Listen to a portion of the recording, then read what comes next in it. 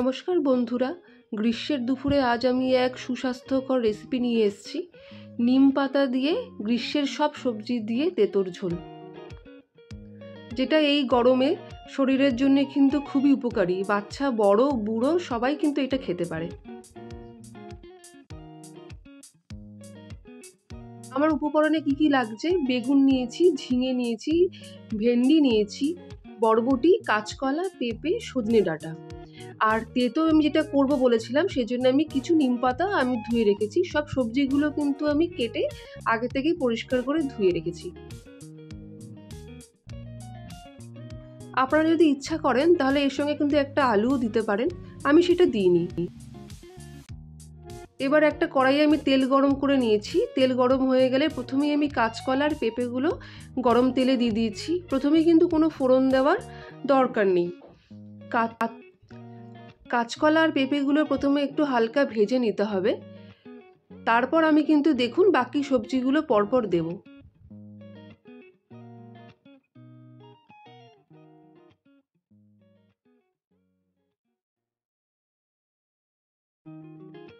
গ্যাসটা কিন্তু হাই ফ্লেমে রাখার কোনো প্রয়োজন নেই, গ্যাসটা আপনারা মিডিয়াম ফ্লেমে রাখবেন।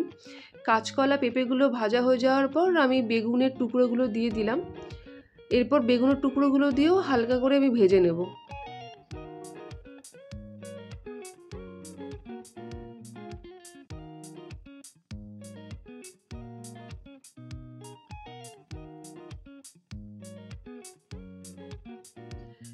বেগুন, কাঁচকলা, পেঁপেগুলো ভাজা হয়ে যাওয়ার পর বাকি যে সবজিগুলো ছিল আমি সেগুলোও দিয়ে দিলাম। ভেন্ডি, বরবটি, সজনে ডাঁটা এগুলো দিয়ে দিলাম, দিয়ে এগুলো ভেজে নেব। এরপর আমি দিয়ে দেব নুন আর হলুদ। ব্যাস, আর কিন্তু কোনো মশলাই এতে লাগবে না, শুধু নুন হলুদ দিয়ে এবার মিডিয়াম ফ্লেমে আমি সব সবজিগুলো ভালো করে ভেজে নেব।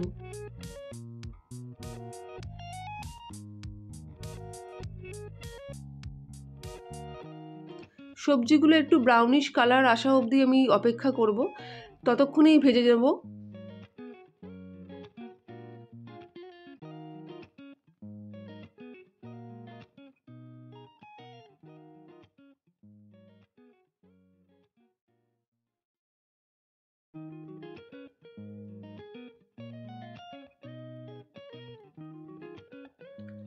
দেখুন সব সবজিগুলো কিন্তু বেশ ভালো রং এসছে। আমি নুন হলুদ দিয়ে সব সবজিগুলো কিন্তু হালকা হালকা ব্রাউন হওয়া অবধি ভেজে নিলাম।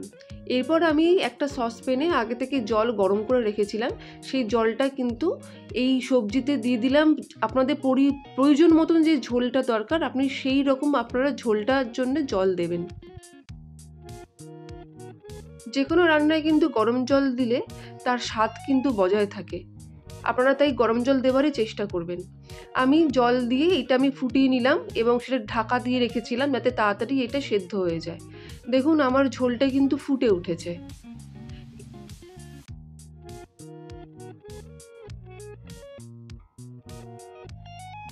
দেখুন আমার সব সবজিগুলো কিন্তু প্রায় সেদ্ধ হয়ে এসছে। আপনারা একটুখানি টেস্ট করে দেখে নেবেন যে আর নুনের প্রয়োজন আছে কিনা। যদি এই সময়ে যদি আপনার নুনের প্রয়োজন হয় তাহলে আপনারা আরেকটু কিন্তু এতে নুন দিয়ে নেবেন, নিয়ে এটা সেদ্ধ হওয়া অবধি আপনারা অপেক্ষা করবেন।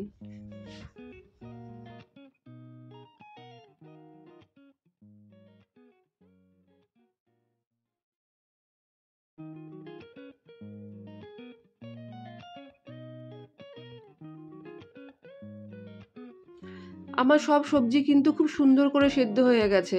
দেখুন এটাকে এবার আমি সবজি সমেত যে ঝোলটা আমি একটা পাত্রে আমি ঢেলে রেখে দিচ্ছি। হয়তো আপনাদের একটু দেখতে অসুবিধা হচ্ছে, কেননা এই ভিডিওটা করতে করতেই আপনাদের রেসিপিটা দেখতে দেখতেই আমার এখানে লোডশেডিং হয়ে গেছে, তাই একটু কষ্ট করে দেখে নেবেন। সবজিগুলো একটা পাত্রে নামিয়ে আমি আর একটা পরিষ্কার কড়াইতে সামান্য তেল চাপিয়ে দিয়েছি এবং গরম করে নিয়েছি। এবার এই গরম তেলে আমি একটা শুকনো লঙ্কা ফোড়ন দিয়ে দিয়েছি গন্ধের জন্যে, আর 1 চামচ আমি কালো সর্ষে দিয়ে দিলাম ফোড়ন।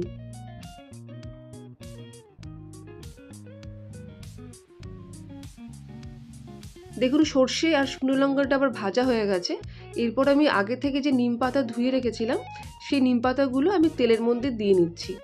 দিয়ে এবার কিন্তু এই নিম পাতাটাকে কিন্তু লো টু মিডিয়াম ফ্লেমে ভালো করে ভেজে নিতে হবে, বেশ মচমচে হবে সেরকম অবস্থা অবধি কিন্তু এটা ভাজতে হবে। নরম থাকলে কিন্তু সেটার গন্ধটা খুব ভালো একটা ঝোলে আসবে না। আমার নিম পাতাটা কিন্তু বেশ ভালো করে ভাজা হয়ে গেছে, আপনারা দেখেই বুঝতে পারছেন বেশ মচমচে দেখতে হয়েছে।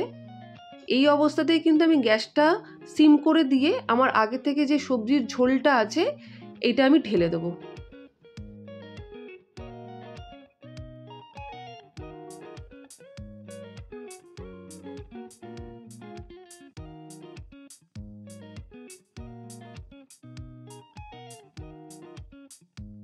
সবজিগুলো ঢেলে দিয়ে খুব ভালো করে নিম পাতার সঙ্গে নাড়িয়ে নিতে হবে। এরপর কিন্তু খুব একটা বেশি ফোটানোর দরকার নেই, এই সময় কিন্তু আপনারা গ্যাসের ফ্লেমটা বাড়িয়ে দিতে পারেন। মোটামুটি একটা ফুট ওঠা অবধি অপেক্ষা করে এরপর কিন্তু গ্যাসটা আপনাদের বন্ধ করে দিতে হবে। বেশি ফোটানোর দরকার নেই, কেন অলরেডি আমাদের সবজি আগে থেকে সেদ্ধ করা আছে এবং নিম পাতাগুলোও ভাজা আছে।